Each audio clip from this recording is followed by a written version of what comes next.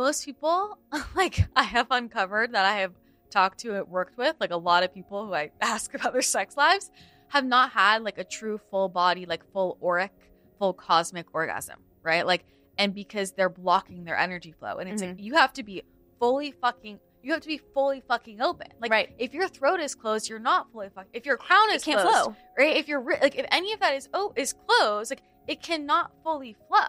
Yeah. You know, people want bigger orgasms. They want orgasms. And it's like, what, you know, how come some women can't have cervical orgasms? Or it's like this whole like a mystery of how to fucking, I'm like, it's not that complicated, you guys. Like, it's energy. Yeah. It's literally energy. This is like fucking Yeshua and Mary Magdalene. Like, we're charging the call body shit. Exactly. Like, it's science. Exactly. You know? And there's just so much shame laced in it. Yeah. But why is there shame laced in it, right? Because that is literally magic. That's like, hey, we're going to heal the physical body and perform miracles through this energetic transmission that is straight magic. Your life force is the creative power of the universe. It is what created this physical life. Yeah. It can create worlds. It can create anything. It actually is quite logical to think that your life force energy, that creative energy fully flowing through you, can create whatever you want to create. Like, it's not a stretch. Yeah.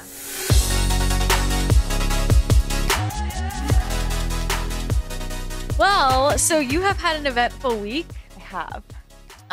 And we're doing a lot of speaking and around, I mean, kind of a different energy. A very different energy. So what did that, I feel like it's such a good time for us to be chatting here because I did want to ask you kind of after going through the week and doing all the speaking and being around different types of community and entrepreneurs and all that, like business, how you're feeling and kind of like what that unlocked within you, what you realized about yourself. It's so interesting because when I left finance 5 years ago, like I'll have my 5-year anniversary soon. As soon as I left, I knew, and I remember thinking to myself, I'll be back, but in a different way and on my own terms. Yeah. And now I've been surprised that like a corporate audience is really showing itself to me as like, no, this is what you need to focus on right now. Yeah. Because most of my private clients have been executives and entrepreneurs. Like, it makes sense, but it surprised me. And so this was the first time that I really started to share my message publicly about integrating intuition in business. And well, is it publicly or is it like publicly in that setting? Because publicly in that setting, so, right? So which like, is very different. It is. Yeah. And so I'm stepping into keynote speaking. And I'm very comfortable on stage. I was a dancer growing up. Like, I genuinely feel like I was bred to be in front of large audiences. Totally. And a lot of what I've done has been behind the scenes. And it was really an identity thing for a while because so much of my work is around sexual energetics and erotic intelligence. And this I'm really leading with the intuitive intelligence and intuition in business. And it was really cool because it helped me clarify why I want to do that right now. Because corporations have such a big influence on industries, on economies, on consumers, on the way that we think. So, of course, I can have leveraged impact if I work with executive teams and CEOs of companies that are doing good things in the world. And it was surprising, but I felt really seen. People from the community, these are like some of the best in the business keynote speakers, came up to me and were like, I want to follow your journey. And it was really humbling. I heard words like magnificent and special. They were like, you are magnificent. And like, you know, you're special, right? Yeah. And I was just like, wait, what? Like, me? And I don't know, almost my inner child was like, oh, wow, I'm seen in this environment. And I think it was surprising. It was surprising. I am not surprised. And I think I'm surprised that you're surprised. But I also understand, like, in my own way. And I think we have lived kind of parallel journeys in many ways, just with the kind of like levels of coming out, I guess. And, you know what I'm saying? Yeah. And I think it's interesting, like both of us are very like, we could hit the mainstream. Like we can relate to people on any level, right? And that's where you and I both, I think that's why like a lot of executives, entrepreneurs, CEOs like work with us, because we're very grounded and we can speak that language. Grounded, clear, assertive. Yes, 100%. And so they can hear it from us, right? Where maybe from somebody else it's not going to land the same way.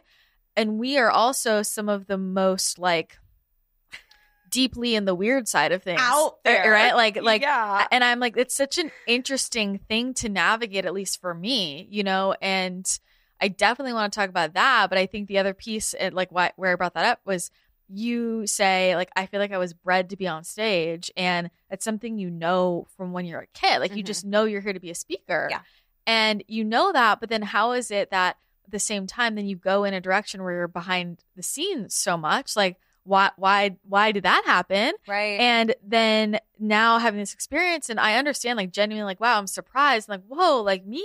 And at the same time, you've known since you were little, like I'm here to be on stage. So like explain all of that to me. It's great question. Yeah. I think it's the combination. I've always seen myself on stage. Yeah. I've known it my entire life. I didn't know the context or what or how. I think it's because it feels like such a pivot with the message I'm leading with. Yeah. That's partially it. Well, let's go backwards. Yeah. Let's like back into it, you know? And so you know that I'm here to be on stage, right? Why do you go in directions where you're behind the scenes? Like, why wasn't that always like everything you were doing in front and center? So in corporate, I genuinely felt like I had to hide this part of myself. My job was on the line. Not only was my reputation and credibility on the line, I was a financial advisor registered with the SEC. I had to have any outside business fully documented. And that happened once. So I had a jewelry line. They knew about that.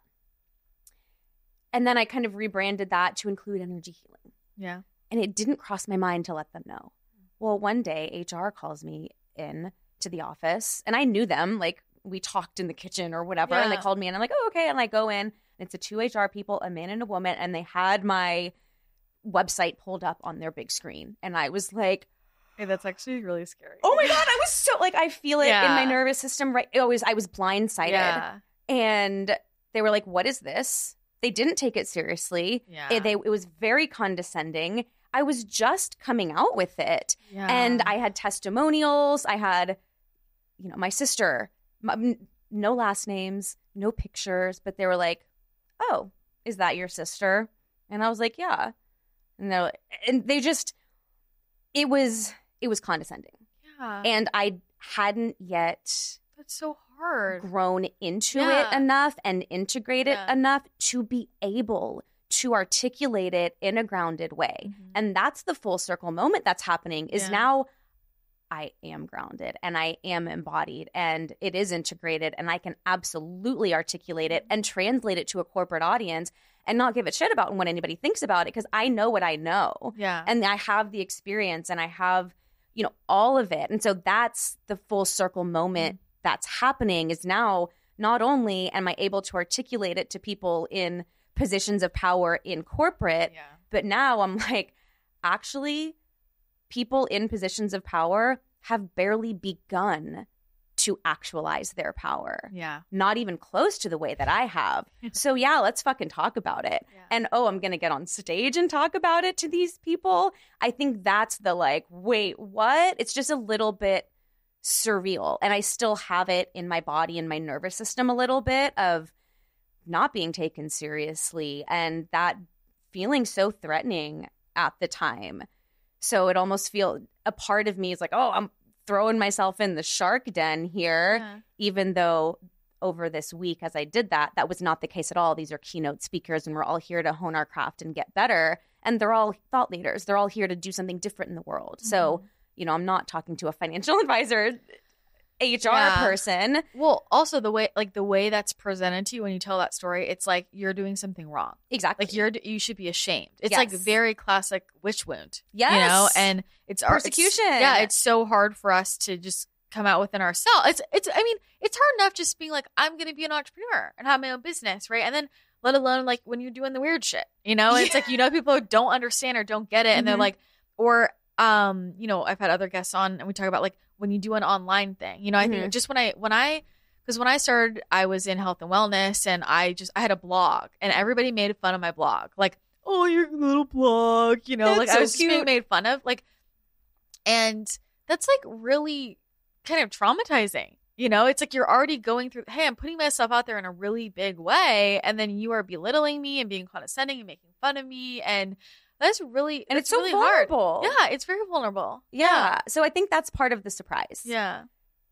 But a big healing moment. A big healing moment. Yeah. Especially seeing that what they see in me. Like, I feel like I have a lot of support from from that community and from that company specifically because they've told me, like, you have a presence. Yeah. You are articulate. You're in your power. You have an essence that people feel. Like, you have what it takes to really go the distance here, like, on big stages.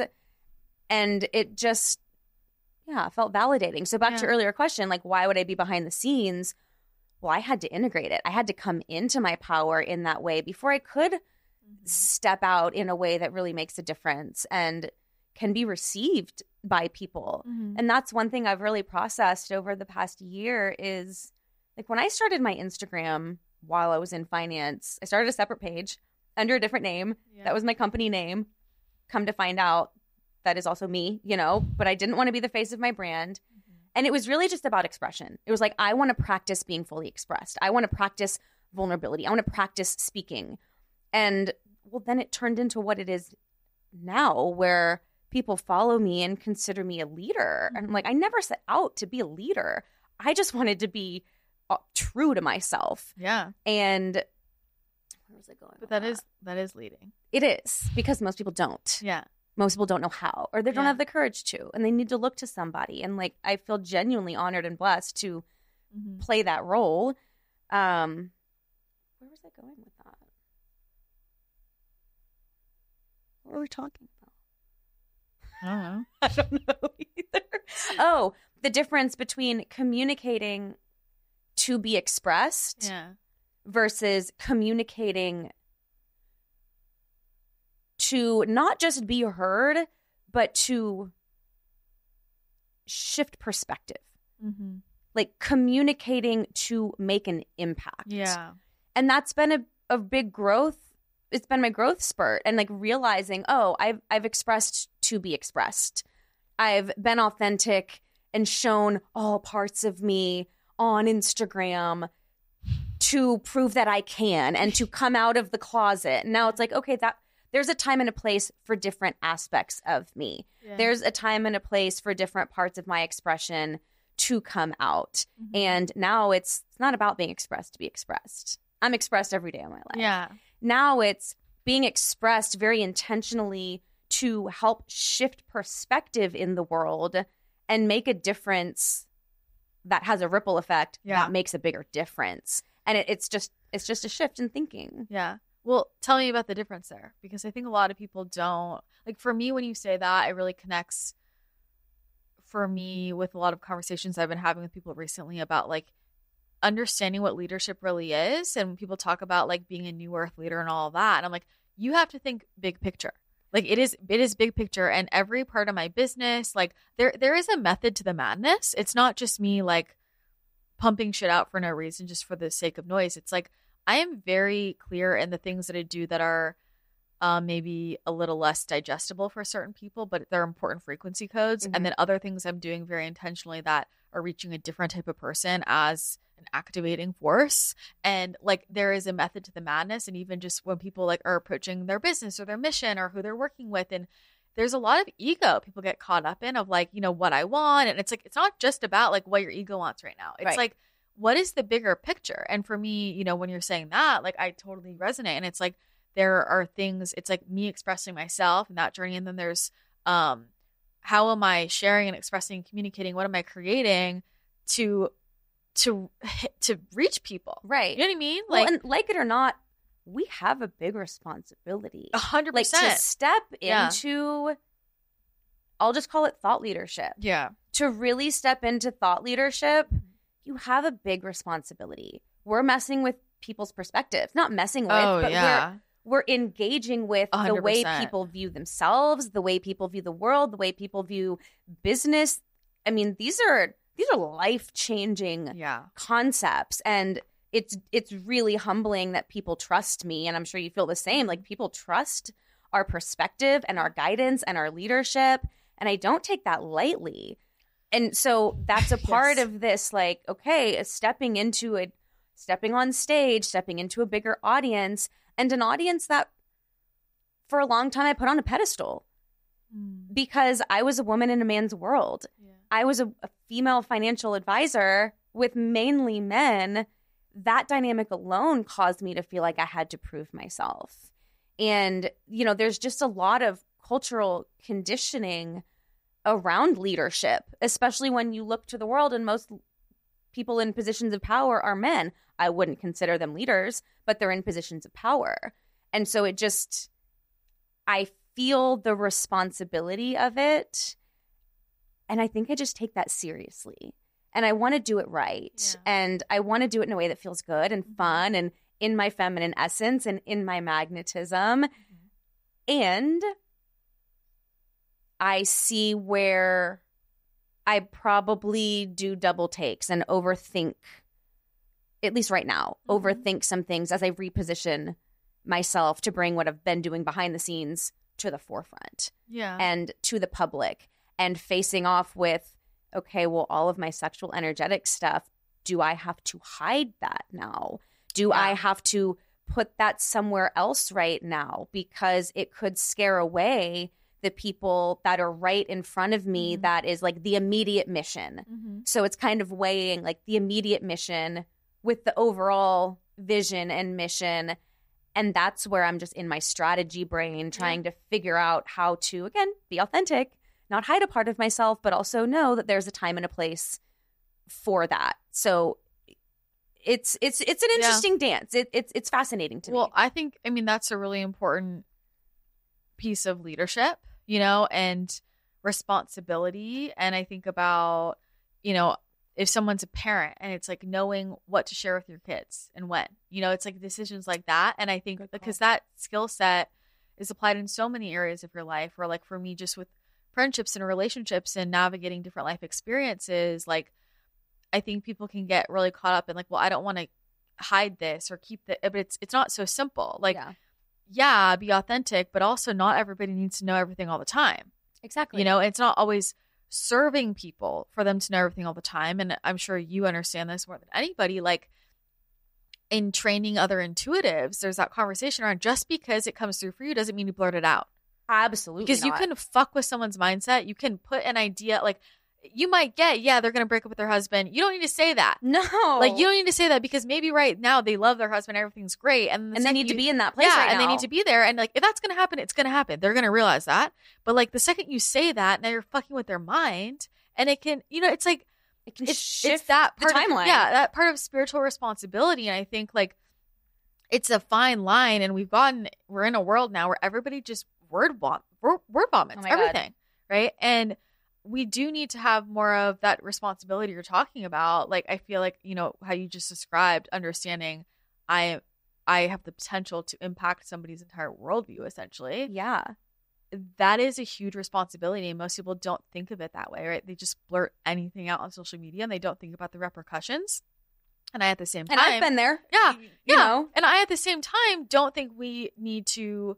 I'm also the person where I'm like, it's not my job to filter myself so you feel comfortable. Right. And so my point is like, this is just all a lot of nuance.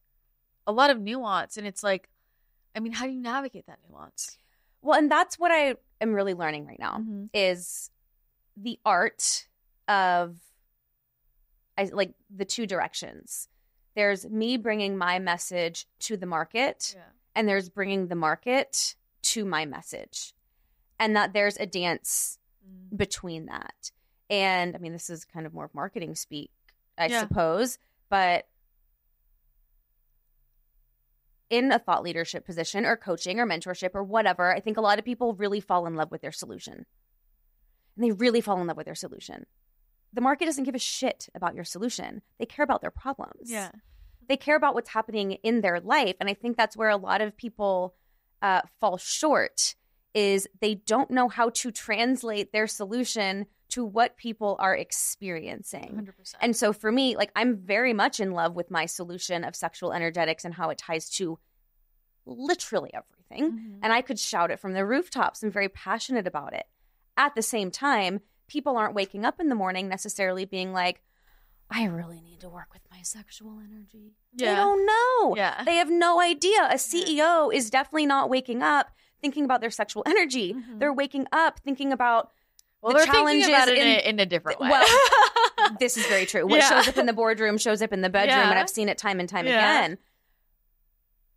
But they are more concerned with the bottom line and with the strategy of their company and the decisions they have to make and all of the things that go along with running a company. So it's my responsibility, if I want to help these people, to translate my solution to their problems and talk about that, and then gently bring them to where I am so that they're already bought in before I even tell them what the solution is. Then by the time I go to tell them the solution, they're like, well, shit, I already want it. So yeah, let's do this. And I think that's where I see this in a lot of spirituality. When, again, it's a journey. You got to figure out how to articulate it. And, I wasn't there when I was in finance, and I'm there now. And I think that's a part of the flip.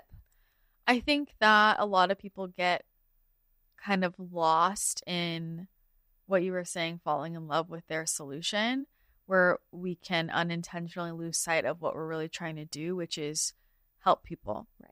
And sometimes when you think about, hey, if I'm really here to help people and serve and show up, and like when I zoom out, there can be a process of like walking alongside someone through the journey, instead of, hey, I'm going to force you to be right where I'm at right now and understand where I'm at right now. Like, that's a very different thing. They're not and I think, there. Yeah, it's like, and so it's like, if I'm trying to convince everybody to understand why working with their sexual energy is so important, I'm like losing sight of the big vision of like, I'm here to help people. And so I might understand as a leader, that's where we're going to end up.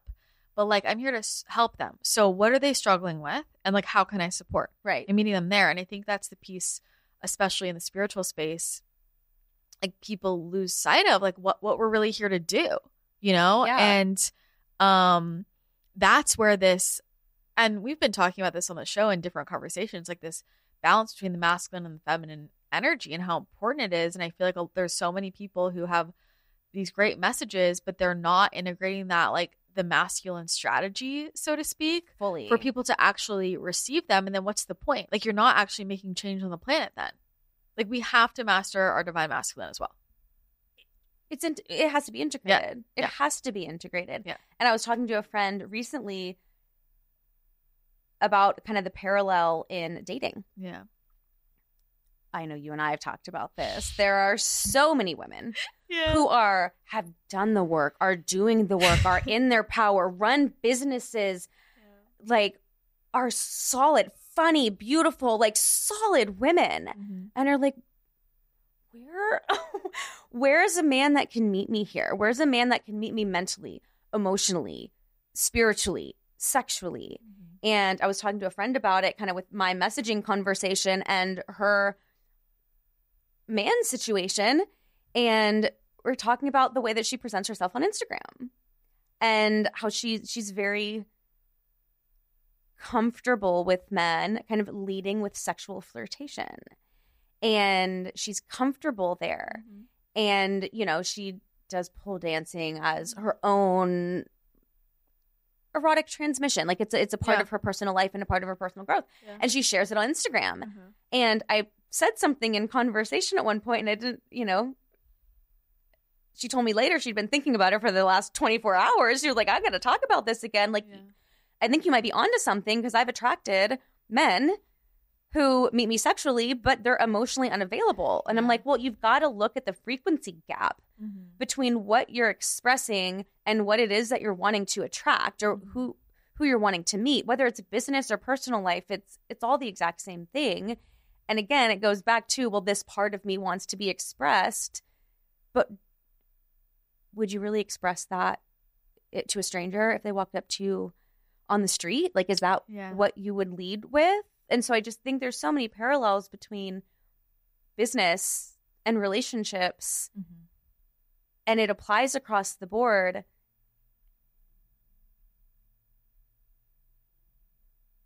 And I just think there's a common thread that, like, I'm seeing it right now. There's a thread that is woven between the two that,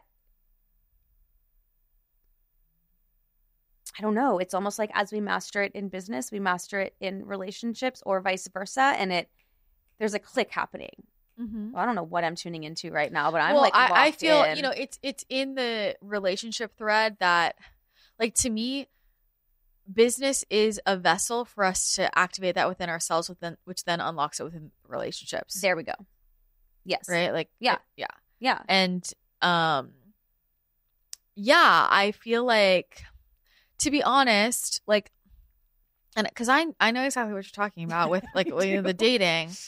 I don't really have trouble. Like, I see, and this can very well be a bias thing for sure, like being in my own bubble, whatever, like the people I talk to. Because I also know men who say the same thing. Like, they're like, where are the women?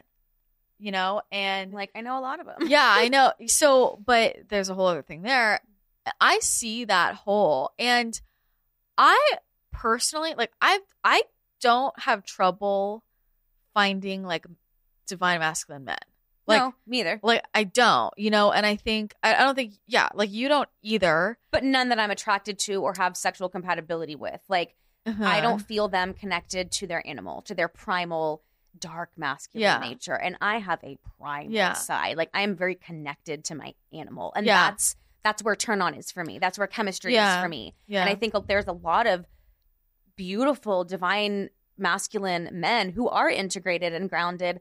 But when I look at them energetically, it's mind, it's heart, and it's down to the body, but it stops right at that sacral area. Yeah. And that's not there yet. So, like, yes, beautiful divine masculine men, but at least none that I have met that I even desire to go there with, because I don't feel that within Why do you think that it, like, why do you think that's going on? Like, that it's stopping there? Okay, I think I'm seeing three things. One, because they've been just as conditioned away from their primal masculine, just like women have been disconnected from we've all been disconnected from our bodies. Me Too movement. There's just been so many things that have told men that your animal nature is wrong, your primal nature is bad, it's not to be trusted, and they don't trust it in themselves. And I think they probably haven't met a ton of women who want that from them, or that are connected enough within themselves in that sacral root way that they want to be met there, and they've done the trauma clearing and the energy healing and all of that to be clear down there. So when a lot of people go into their animal nature and their primal attraction, it's unconscious. They do it unconsciously. And then, well, you don't know what's going to come out of that. You don't know what energy is stored down there and what's going to come up in the process. And that's how things happen that hurt people and that are, uncomfortable. And so I think part of the reason is so much of the world is telling them that it's bad and wrong. And I talk to friends about it. They're like, yeah, you might want that, but I've gone up to a woman and lovingly complimented her and she's called me a creep, you know? Yeah. And so I think it's a mixture of their experiences with unconscious women and then not knowing how to broach that with a conscious woman, because they do respect us. Yeah. And they do want to do right by us and honor us. And they don't really know how the two fit together. Yeah. Well, I also think that there's maybe just not always realizing that's what's going on. You know what I mean? Like, I think it's in a lot of women, we are hyper aware. We are forced to become hyper aware of how we are disconnected from our bodies. Right. And, you know, having a period is a great example. It's like you can't hide from that, you know? And so, or all of the autoimmune issues, like, it's very clear. And then we start to go down this path and do all this work and get to know our bodies, get back into our bodies. And then we start working with our sacral chakra. And then it's almost like we get pulled down that path of starting to learn that and reactivate that. And I feel like with men, there's less of a, I don't know, like what's going to take them there unless they're like really conscious of it and aware of it and choosing to. Like, I don't know. Like for me, I feel like without a lot of my physical health issues and like especially like with my period and all of that, I would never have gone there. And I genuinely think women will initiate that in men. Yeah. And I've wrestled with that. Mm-hmm. Is like, okay, well, I'm happy to be the sexual initiatrix. Yeah. With a man, and I'm not going to hold you through it. Like, I'm not here to be your coach. I'm not here to be your healer. Yeah. I'm not here to do that. But I do think women lead in that way. The feminine in general leads in that way. And I agree. The masculine responds to the feminine. I agree. But I think part of the problem is that a lot of, and I've been having this conversation a lot recently. Like, I think some of this polarity talk is like really fucking people up. And it's like women now are just like, it's like, yes, you want a masculine to lead, but also you have to lead too. You have to be in your own masculine. You also have to lead. Like, yeah, exactly. Yes. And that's the piece. Like I talk to a lot of, they don't want to lead at all. And that's not fair either. That doesn't work, you know? No. And so I totally hear what you're saying. And I 100% agree. And I'm like, and that's for like the feminine to recognize. And you also lead your side too. Right. Like you have to be okay with that. And you have to ask for what you want. Yes. I had this conversation with a friend recently. I was like, she likes this guy or wants to check it out. And she's like, but if he liked me, he would ask me out. And I'm like, not necessarily. Does he know that there's even an opening? Yeah. Like, totally. Yeah. Have you said, I would love to get to know you more? Yeah, like, tell him what you want. And then he can choose to give you that. Yeah. But I see so many women, like you said, caught up in these polarity teachings. And like, the whole point of polarity is to come into unity. Totally. The whole point of polarity is to come into union and oneness within yourself and within another. And there's a give and take there. And we play both roles. Yeah. And it's becoming very dogmatic. Totally. I think at the end of the day, I'm like, can we just take a step back and like try and understand each other? And like, to your point, I see that all the time too. And I'm like, but just as a person, like, and think about our culture, right? Like there are some people that just go too fucking far, right? And like are harassing people, right? And then there's other people like, okay, I definitely don't want to do that, right? I don't want to be disrespectful. I don't want to overstep. And so for that person, like, let's just take men and women or whatever out of it, like masculine or feminine, however you want to look at it, take that out of it. Like person to person, if you want to be respectful and you're unclear if somebody is interested, like you don't want to step over a line necessarily, you know? And at the same time, people are like, I want someone bold. I want somebody to like come, you know, and like just be bold and like more aggressive, but then they're too aggressive, you know, where it's like if somebody is bold and you're not into them, then you think they're creepy. Right. But like, you know what I mean? It's like mixed signals. Lose. Yeah. So it's like you do just person to person. I'm like, you gotta like be clear, like at least some body language, if not just verbally say, hey, I'm interested, just so you know. Like, just so you know. I find you attractive. I'd love to get to know you better. Door is open. It's like that simple. And I don't know why there's so much resistance to people just saying that. Because it's vulnerable. And it's really easy to find any fucking reason to hide from your vulnerability. And I'm like, listen, if you want to be in love, but you're leading with sex, that's on you. Well, but the thing is, it's like you want to be in love, but you won't be vulnerable. That doesn't fucking make sense. No. Like, which is it? No. And it's so many women just want to be chosen. Yeah. And I'm like, everybody does. Everybody does. Yeah. Absolutely everybody does. But I see it a lot in women who are so caught up in what they think about me. And it's he asking me out and is he going to like me back? And I'm like, hold the fuck on for a second. Yeah. Like, if I told my friend recently, I was like, what if this were a girlfriend? How would you, well, she was like, it would be different. I was like, okay, well, broach it the same way. Yeah. There's just, we get so caught up. And I question that in myself. I'm like, well, not that there's really been anybody I've been attracted to. So I can't really apply it. You know, like I'm happy to be vulnerable. I'm happy to, and I've practiced dating. I've been single for 5 years. I've had a lot of practice in being vulnerable. And I've really practiced leading from my feminine essence, but taking leadership, and men have thanked me for it. And they really respect me for it. But, I'm not going to try to make somebody something that they're not. Totally. Or make them fit a role in my life that I desire. That's not their role. I just feel like it's so much deeper than like just vulnerability. Like, yes, it's that, but like when I think about even just in the last like 5-10 years, how people, it's like this communication problem we have. Like people are so afraid to be direct, to be clear, to say what they feel. And I don't know if that's because they just at this point don't even know what they feel because they're overcrowded with everybody else's feelings and thoughts. Like, so you might not even know what you feel. You don't know what you want. Or is it, I'm just so afraid to communicate that? I mean, you look at people's social skills and their communication skills and they're lacking. Well, everyone's throat chakras are totally clenched. Yeah. And I'm just like, I ask somebody to make a sound as they exhale and they whisper. Yeah, I know. It's like we have to start. And again, that's the disconnect from the sacral. Yeah. And connecting that to the throat and allowing sound to come out. It's like, if you're disconnected from your sacral, it's going to be hard to know what you want. Yeah. It's going to be hard to know what you desire. And then, of course, you're not going to be able to communicate it. Yeah. We're so disconnected there. And I think that's the biggest liberation that we have potential for right now is the throat and the sacral. Like those are the two areas. Oh, 100%. Let me ask you, what was your journey to connecting with your sacral?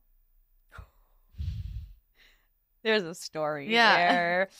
Well, I will say growing up, not having any context or these words, but I was always very creative.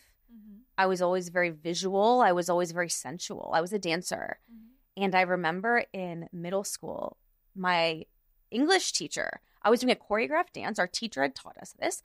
And it was some like move where we like went down our leg. And we were all doing it together. And afterwards she goes, "Oh, you're a little sex pot." And I was like, yeah. What? Like what? Wow. Doing the same dance everyone else is. And I remember my mom in high school saying, "You're too sexy." Yeah. Like, I don't know what that means. I'm just being me. I was in my body in certain ways. Like I was very naturally connected to my sacral in a way that I think triggered people or made other people uncomfortable because they weren't as connected. And I wasn't sexual at a young age. Like it wasn't sexual. It was my life force in my sacral was very active. Yeah. And, it got shut down over time. But it was in 2020. I don't know if I've told this story publicly. I'm like, how much am I really going to share here? Well, here we go. I had done mushrooms maybe once or twice in very controlled environments with like one person who could hold me through it. It was calling, and I just moved to Austin, and I immediately met community. And at their house, they have a big, beautiful mansion type of house. They were curating a group of people to have like a medicine ceremony type of shindig. And it scared me, and I knew I had to go. So it's like, okay. And the elixir was psilocybin and MDMA. I'd never done MDMA. It's still to this day the only time I've done it. And we took it together. Did that. I go off by myself. Immediately get naked. And I'm making love to this tree. Like Love it. It is me in a tree. Yeah. I have like dirt in my mouth. I don't know what happened, but I was just making love to nature, which is very much my essence. Like that is my happy place. And I'm actively thinking, what do I share and what do I not? That's when it started to come in. In retrospect, I see that was the frequency of Zaia coming into my body. I hadn't channeled in an erotic way before then. Now I can't imagine. It's just so core to who I am. But it was in that process. I'm alone. I'm in nature. I get fully naked. And immediately I was like, oh my God, I need my necklace. I had this gold necklace that represented Mary Magdalene to me. And a man walks up to me, and here's this naked girl. I'm like, can you get my necklace for me? And he's like, of course. Yeah. And I try to tell him where it is. He's like, never mind. I will take you to your necklace. I'm like, okay. I am not one to walk around in public naked. Am I a naked girl? Yes. Would I show up at my dinner table with my mom and sister naked up until high school? Yeah. Yes. And my mom would be like, go put clothes on. And I'm like, why? Like, that's a nuisance. But being naked in public, not my thing. Yeah. And so this man holds my hand and walks me around the house butt naked to go get my necklace. And then he was ready to walk me back. And I was like, no, I'm good. And he's like, okay. And he left. So I'm... oh my God. We're doing it. There's it's a big staircase outside the house with like a lion statue on each side. It's like a modern day temple. Yeah. I sit at the top of the stairs. Fuck.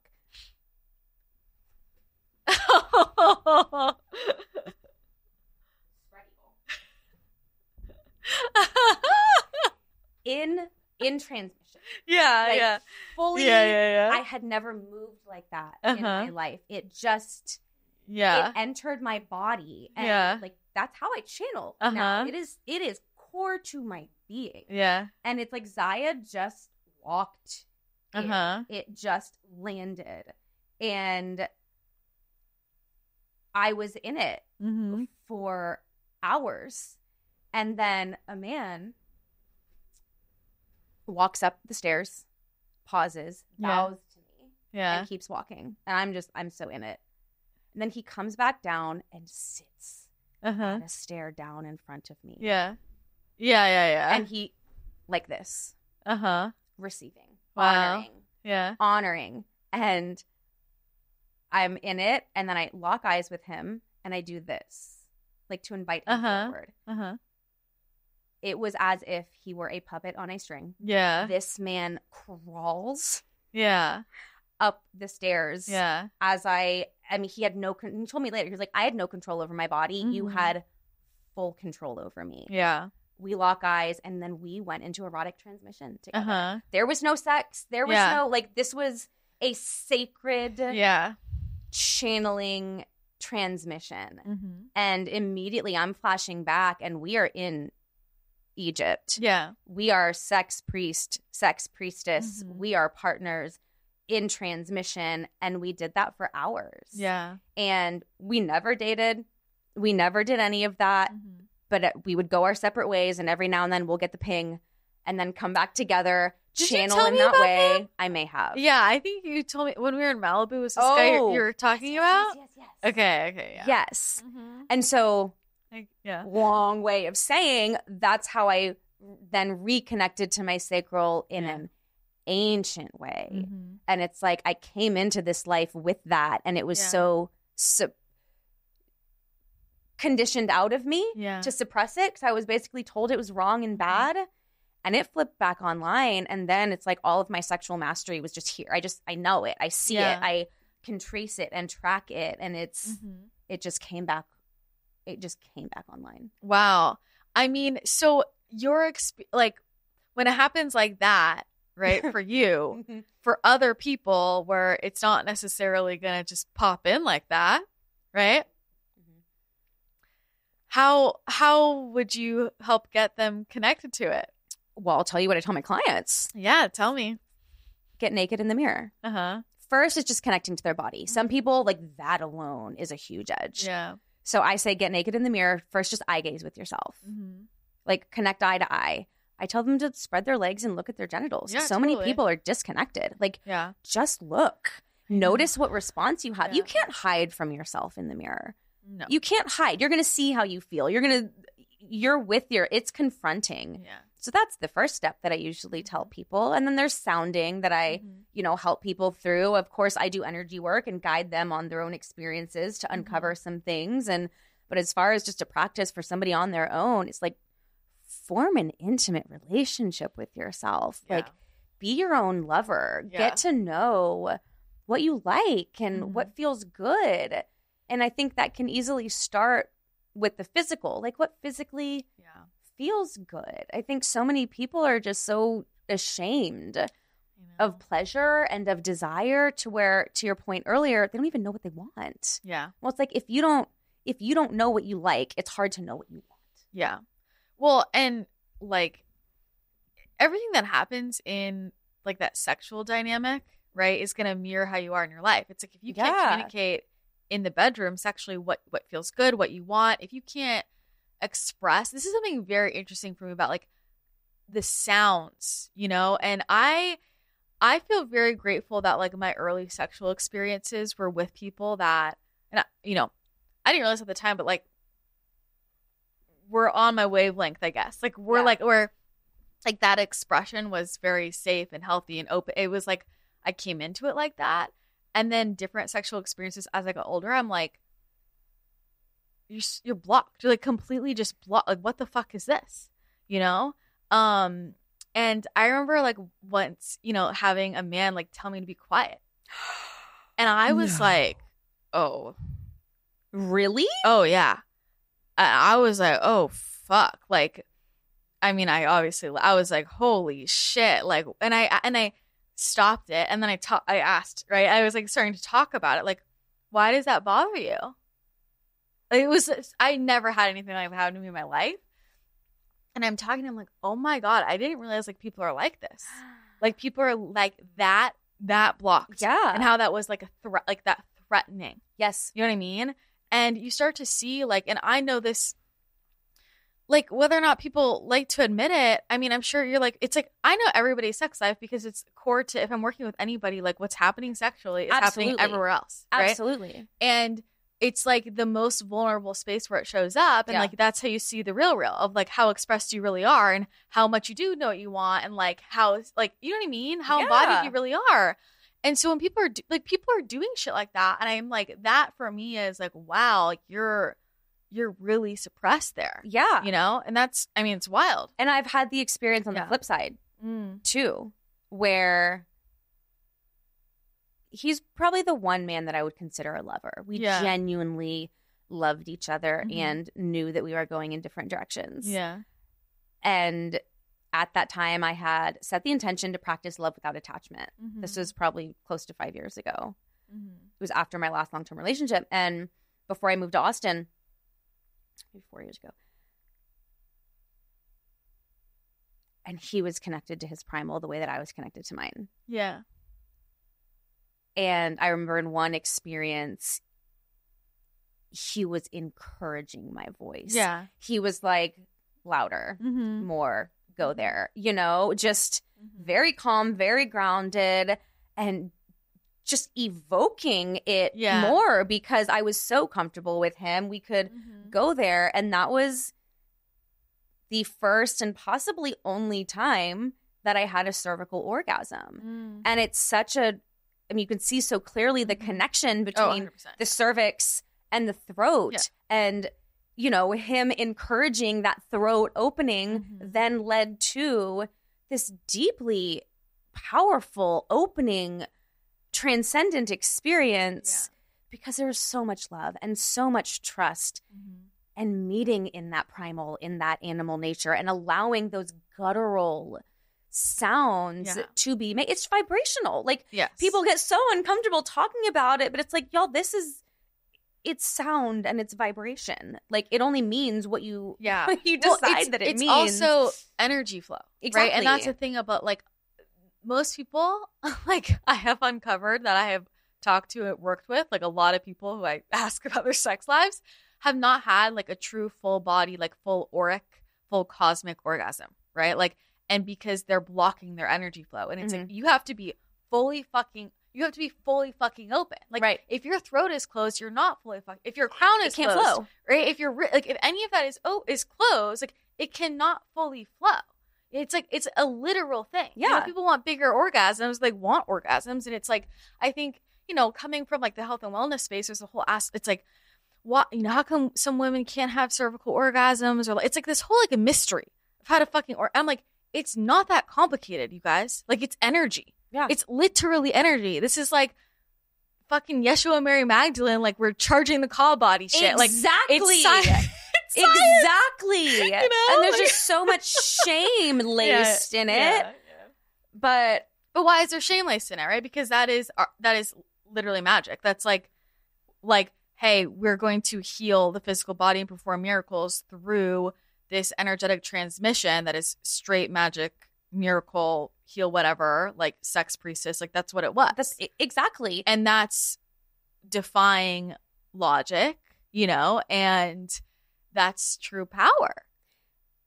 Yeah. And like we can even ground it in more tangible language. Like your life force is the creative power of the universe. Mm-hmm. It is what created this physical life. Yeah. It can create worlds. It can create anything. It actually is quite logical to think that your life force energy, that creative energy fully flowing through you can create whatever you want to create. Like it's not a stretch. Yeah. It's life force energy. Yeah. The seed of creation. It's really quite simple. Literally the seed. The seed of creation. Like your womb. Right. That's how it happens. Yeah. Yeah. So it really does blow my mind that we are where we are culturally with sex. And it's why I'm so passionate about it. I mean, I feel you. I get it. I know you do. I can relate. I'm sure we'll come back to that in some way, but I want to talk about Zaia. Yeah. Because I feel like we maybe need to ground that in for people of like, what does that mean? How did you understand that for yourself? Does that feel like a separate essence, a true essence? Like, how do you explain that?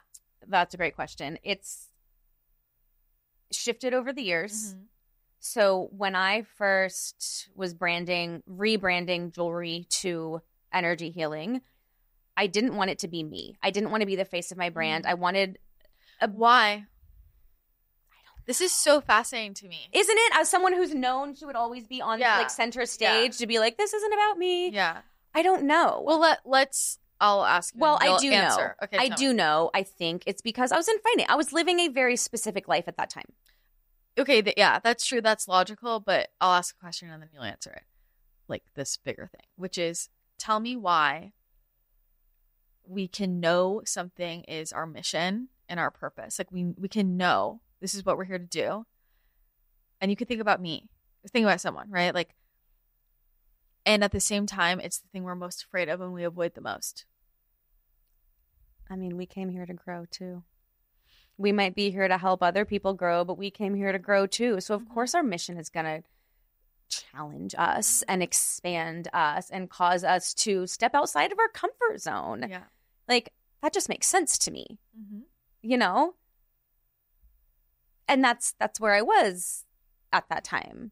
Yeah. So when I was rebranding, I was supposed to do this mind mapping exercise. And I ended up not doing this mind mapping exercise. And it was like 2 or 3 days. And this is before I was very consciously channeling. That's a whole other story. And the name started to come through. I knew it was 2 syllables. I knew there were lots of vowels. And I would, for a couple of days, like write it on the shower wall, like when I'm showering. And I sat down one day and just ended up writing Zaia, Zaia, Zaia, Zaia, Zaia, Zaia, Zaia, Zaia, Zaia. And it was a visceral response. And the first question that came to my mind was, is this me or is this my daughter? Like I felt an identification with it. And so my business became Zaia Soul. Then this whole experience happens and I'm like, oh, fuck, I am Zaia. My soul's name is Zaia. So the way that I currently perceive it is like Jessica is my human. And I love her. I'm very much Jessica. There's a good percentage of people in my life that call me Jessica, know me as Jessica. And there's another portion of people in my life who know me as Zaia, call me Zaia. And they're both true. But they're different frequencies. Yeah. They're different frequencies. Like I walk around the world more, well, both because they're both me. But like the people who've seen Zaia, like, Zaia. Yeah. Like it's Yeah. It's a whole I don't thing. know. I don't know Jessica. You know Zaia. Yeah. Yeah. Like, I don't feel any, like, connection. Like, I don't, it doesn't, like, if I were to call you Jessica, it doesn't make sense. It's not right. And that's the fascinating part is people have a visceral response. They're like, you are Zaia. Or you are Jessica. And to me, that tells me what frequency they're on. Yeah. It's like where in the frequency band. Yeah.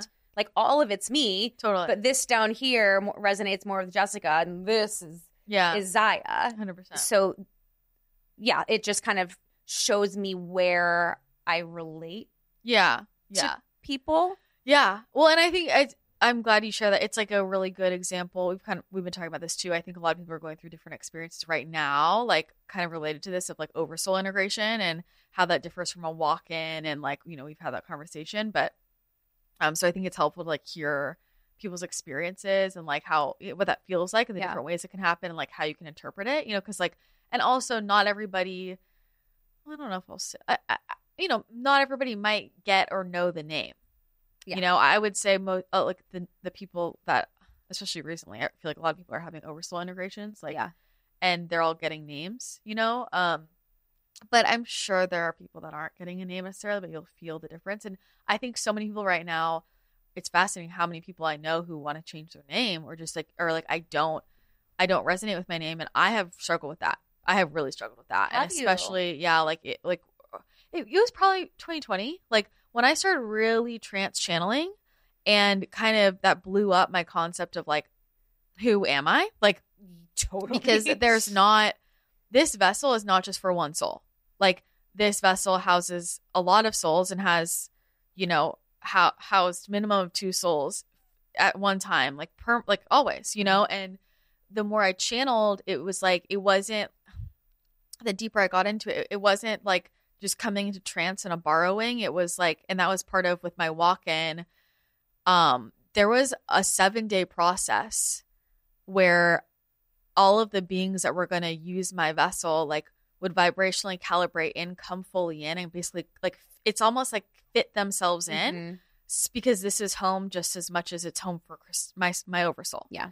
And that was it was actually a kind of a painful it was a physical process, right? Yeah, I can imagine. And so that took a long time. It was basically for a week straight. I was on the ground, like having this all happen to me. And that blows up your concept of like identity and like it's far beyond like, you know, and then me going through my own thing of there's Christina and then my oversoul, like Oracle, right? And so like I have that going on, but then these other ones going on. And, you know, like I was like, I don't connect with my name. And I have never connected with my name. Like since I was little, like the only reason I connect with my name is because of the Christ connection. Because that is it's probably my most, like in terms of past life connections, like the hardest for me. Yeah. And my biggest like wound, you know, but it's like that and the way that I got named, like my mom had 2 other names. Jacqueline and Kimberly. And it's like crunch time. And there's home videos of it. She's like, is she a Jackie or a Kimmy? It's like literally. And then 5 seconds later, she's like, this is Christina. And I'm like, where the fuck did you Christina? She's like, I just heard it.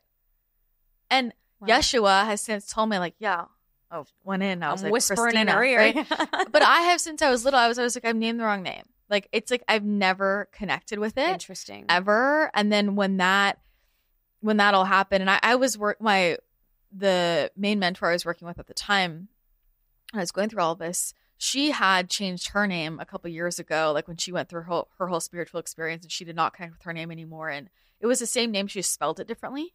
Like legally she changed it, and it like totally shifted the vibration. And yeah, so it's like I have felt that for a long time. Like I don't have a connection to it. That's so interesting because I never felt disconnected from the name Jessica. I have always felt disconnected. Zaia has just felt like cellular. Yeah. You know? Totally. Like it. Yeah. Quantum is such a catch-all word these days, but like I felt like every particle of like every quantum particle of my I feel being it too for you viscerally. Vibrates 100%. as Zaia. Correct. Yeah. It's correct. It's fucking true. Yeah. And it took time though to kind of remember or revisit.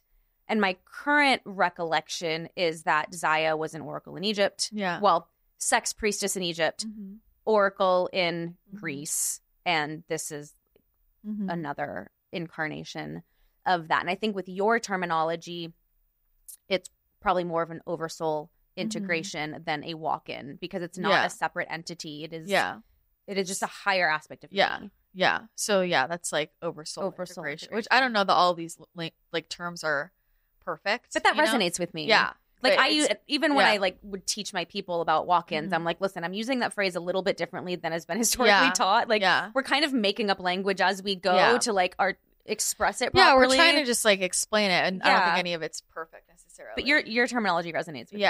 Yeah. So I think it's the best we have. But I mean, that is interesting. And for me, I think part of my, and maybe this will change because I'm still living the journey, but I do feel like, especially with like the number of beings I channel, the number of beings that use this vessel, I think kind of the point is like there's no name. Right. Like it's like, it's the idea of like I can resonate with any name, because and no even name. The oracle doesn't have a name. Yeah, it doesn't have a name like on purpose. It's very interesting. Yes, like on purpose. And I think, and the thing, it's always like, Isis is a core, like Isis and Yeshua are the core pieces of my soul frequency, my oversoul, and she always, it's goddess of 10,000 names, right? It's like that again and again and again is always shown to me when I think about this, and I'm like, okay, that's the point, like 10,000 names, and I think that's also like the vibration of a name for me is how I switch and channel. Exactly. Right? It's like literally the vibration of a name, right? So so for me, it's like I do resonate with 20 different fucking names, right? And at the same time,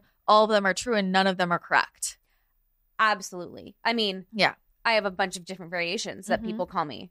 Jessica, Jess, Jaybird, Birdie, Birdie Bird. Yeah, and it calls up Zaia. a different aspect. It's exactly, and they're all true.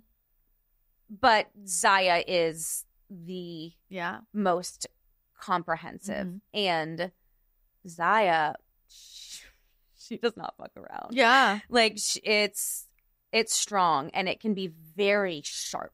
Yeah, and precise. And it can be a lot for people sometimes. Yeah. So, how do you navigate that? Because I think, for me, I'm still in this of like, there's a piece of me that knows I could just permanently oracle. Like I could just be her. And my human doesn't let me do that because I know that would be too fucking much. Like that is exactly and I'm like, is that the growth for me of like letting myself be too fucking much where we're back to like the gods and goddesses on the planet, like fully, like that's fucking scary to me. Yeah.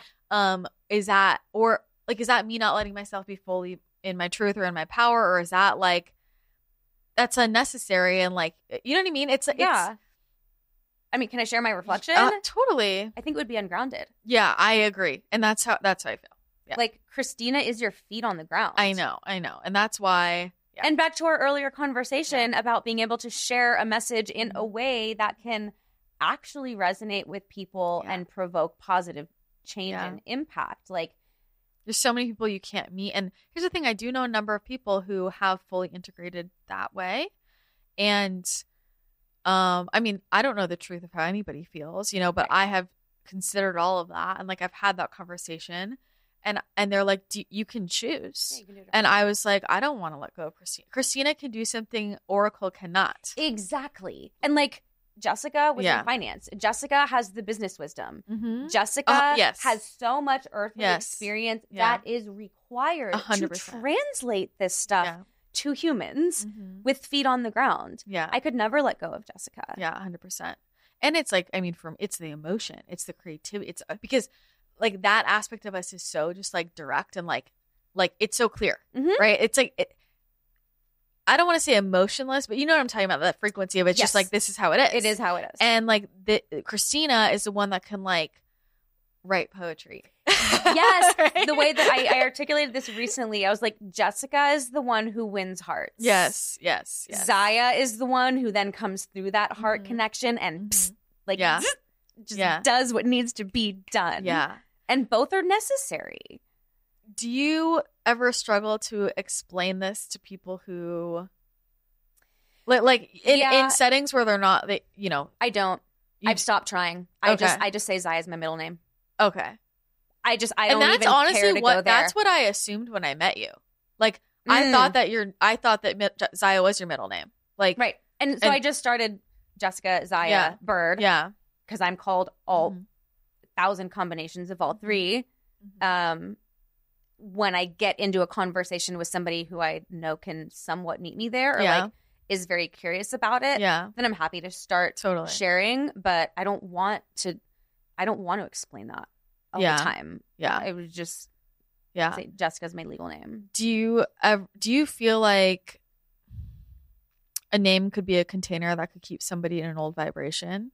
Like, how do you feel about the legal name change situation? That's a really great question. I have never felt called to legalize it at all. I also just don't want the government in my business any more than they need to be. Like, they're already in. But you also do feel a resonance with Jessica. Yeah, I do. So it's like, yeah. And I kind of have personally changed it to Jessica Zaia Bird. Yeah. And all three of those names feel very true to me. And the combination feels like a full integration. Yeah. And I know, different aspects of my frequency, different, step forward more in different settings. And that feels true and integrated to me.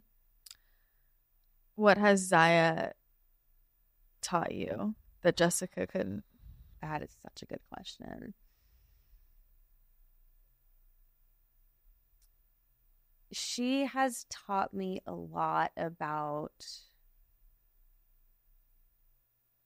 precision, about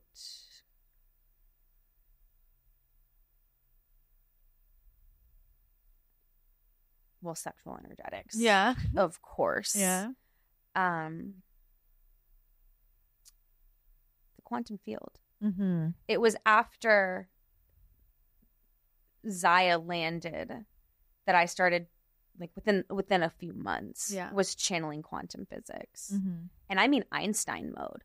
I had papers all over the walls. I am drawing. I am just like, it was just, I saw it. And I hated science growing up. It was not my thing, but it just came through. I imagine it was also like Hathor codes coming through that, but like, hey, we're multidimensional. Like Zaia's all over the place. But yeah, I'd say definitely sexual energetics is absolutely number one. Precision is like a close second, and quantum reality. Yeah, I mean, I could the quantum piece for sure. Like that's the distinguishing kind of for the Oracle. Yeah, it's like. That is a big theme. I like, see it so clearly. That's access there. What 100%, and it's fascinating. Yeah, it's fascinating. So I'm glad I've had a couple of years now of like seeing that lens so clearly. Yeah. It's played such a huge role in my work, but specifically seeing sexual energy, like quantum sexuality. Yeah. And again, I struggle using the word quantum because it's such a catchphrase these days, and everybody uses it out of turn. But like. It just is what it is. I see dots and lines and shapes and how it comes into form and like prismatic manifestation. I see it. What is possible when we understand that and tap into that? Anything. Like be specific. Like, you know what I mean? Because people aren't getting it about what can manifest, like what that means. Because I think that a lot of this. And I can add to what what you want to say, but when I learned about a lot of these concepts earlier on, like connecting with my sacral, like things like that, and like sexual energy, it sounded like the topic or like the mindset work. It was like, okay, it sounds good if I want it, but I wasn't understanding a result. And I am results driven, and I'm like, everything I do, like there's a purpose. There's a purpose of this is what's happening in the physical world, and like how this is making actual change. It's not just like it's. Feeling better is a great result, but it's not just about feeling better. It's about like literally what I can create. Like you and I are both very results oriented. I'm talking about the 3D. I'm talking about healing my body, building my company. Like, you know what I mean? Yeah. And I think where that can advance science. Oh, for sure. Like that's what I'm talking about. Like painting that picture for people because we connect that and other people don't get what that means for science. Oh, that's interesting. Because when I think science, I think physical tools that can measure things. I think pregnancy. I think, oh, for sure. Yes. I think reproductive issues, but I think manifestation, like how to shift matter. It's manifestation for me. It's how to master energetics in such a way that you can bend the material world. Yes, that's what I'm saying. Like, that's what I'm saying. And that applies to literally anything in the material world. You want to get pregnant, you want to grow your company, you want to come out with a new product line that solves a product or solves a problem in the marketplace. Those are very tangible things. Yeah. Well, if you know how to work with energy in such a masterful way that it bends the physical world, what else is there to say? 100%. Like, that's... And there's a weight to that. Like, I feel like gravity to that in a grounded way. Yeah. Like, let's actually start to feel the power that we have in mastering energetics and creating tangible reality. 100%. But like, let's go a step further. And like, this is about shifting to crystalline. Like, this is about the light body. Like, how do people think like that's fucking gonna happen? People think that they're just gonna wake up one day, it's gonna fucking happen. And it's like, be like, I have a rainbow body now. Yeah. It's like, how do you think you rainbow body? Yeah. Like, this is literally how you rainbow body. People have done it. People do it. Like, and I like, that's how literal you know what I mean? So what's your perspective on that? Well, I mean, my perspective is like, to rainbow body, this is like how to do it, basically. Man, what, the quantum field? No, I mean, like, it is utilizing it's your sexual energy. It's mastering that. It's using that as your force, your manifestation force. But to me, it's like, sometimes I think many of the solutions for this planet include like, we have to vibrate out of it. Like, and I don't mean like, I mean like vibrate in like into a different dimension. And I think about like all of the physical health issues people have and like what's going on with the planet. And like, I think there are certain things with the physical body that we literally need to vibrate in a different dimension to then heal, to pop back in. I see what you're saying. Do you know what I'm saying? Yep. Like, to actually get in that malleable form, like to then heal it. Like, when we talk about self-healing capability, like, there is self-healing capability within this density, but most of it is in a different density. And so if you can change the density of your physical vessel, heal, and then recrystallize. Like shifting out of the carbon-based DNA into what? I mean, you could go full crystalline, I guess, but even partially. Like, I think about like on a micro level, like real energy work, like what are we doing? We're like, you can move the energy, but like you go beyond that where it's like, I'm shifting the density for a second so it's malleable, moving it, and then dropping it back in. That makes a lot of sense because I actually have, so when I like look at DNA, I see the carbon-based DNA and then I see like a holographic DNA. And to me, that's like the light body or like the crystalline DNA. Yes. And I do see how sometimes you can shift from like the carbon-based DNA expression, shift into the crystalline expression, clear some of that shit up, and then anchor back. Yeah. Because I do think that it's like almost like two different operating systems. Yes, 100%. In two different dimensions. And we can be in both at once, but I do see like almost like a shifting back and forth. A toggle. Sometimes. Yeah, the toggle. And I think a lot of people are toggling right now without meaning to, and it's tiring them. Like it's confusing. Just bouncing. Yeah, like all the time. You know, so and don't know what's happening. Exactly. And so that's what I'm saying. It's like if you can understand this and actually like control it, so to speak, and like use it with intention versus what's the fuck's going on with my body, like that's where everything opens up. Yeah. And I am admitting to myself right now, like I do not do psychic surgery on myself nearly enough. I don't think about it. Other people, it's fun. I go and I rarely look internally at myself. I think most healers, that's what we do, right? It's like we do it and we're like, oh yeah, I know, I literally forgot to ask my guides.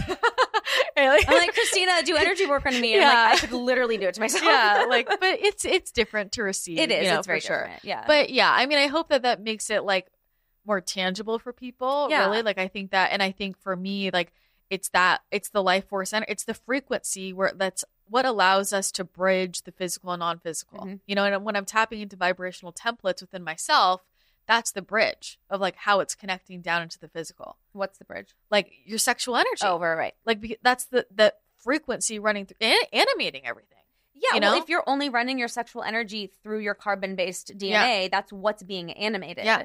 If you're running your sexual energy through your crystalline DNA, that's what you are animating and giving life to. Yeah. So it sounds like high tech and sci-fi and whatever, but it's actually quite simple to learn how to breathe into your body, breathe into that source of life force within you, and just with awareness begin to breathe it through your body, and then begin to visualize different parts of your body, or visualize your carbon-based DNA or your crystalline DNA, and then just with awareness and intention, breathe it there. Like, it's not rocket science. No, it's not.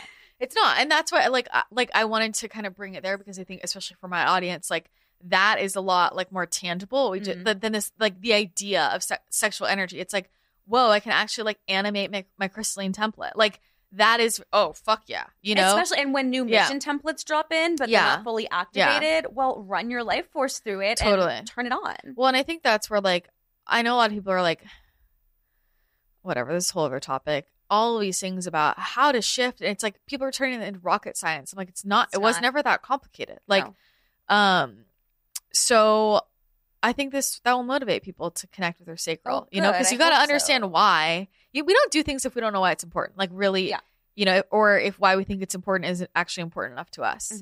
And that shit's important, you know? So. And it's pleasurable. So it's really a win-win. Well, yeah. I mean, life is supposed to be pleasurable, you know? Yeah. So, I mean, I could talk to you forever. I feel like we've been here for 5 minutes, and we've been here like way over time. What is next for you? What's happening? You know, it really feels like keynoting, executive leadership trainings. I'm open to a few new coaching clients. It just has to be the right person. Yeah. And definitely doing work with sexual energetics. I'm still playing with what format I want, because I realize that I need to keep my finger on the pulse of that and still bring that through, even if that's not what I'm leading with. Yeah. But I think that gets transmitted through your embodiment, no matter what you're talking about.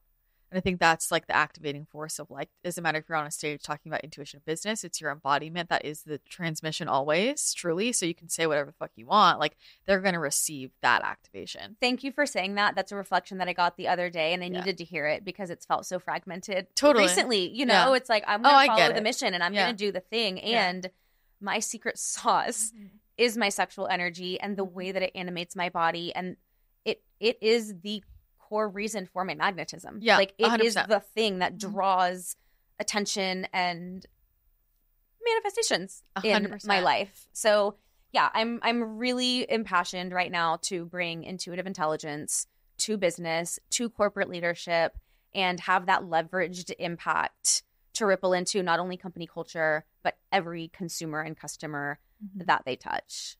100%. So that's it for me right now. Infiltrating the field. Infiltrate the field. I love it. Well, this has been amazing. You'll have to come back. I would love to. I feel like we barely touched the surface. I know. Maybe I can interview you next time. Oh, yeah. We'll just keep going back and forth. We'll go all the ways. Well, thank you very much, Jessica and Zaia. Appreciate thank you both / all of you. Love having you here. Me too. Thank you.